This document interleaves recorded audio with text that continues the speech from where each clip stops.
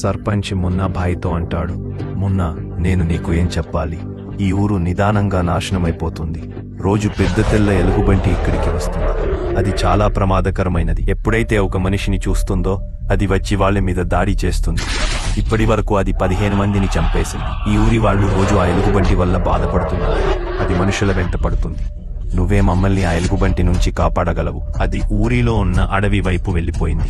అప్పుడు ఆ ఊరి జనం మున్నాభాయ్ జిందాబాద్, మున్నాభాయ్ మాకు ఆఖరి ఆశ అని అలుస్తారు. అప్పుడు మున్నాభాయ్ అడవి వైపుగా వెళ్తాడు. మున్నాభాయ్ అడవిలోకి వెళ్లి దాక్కుని చూస్తే షాక్ అయిపోతాడు.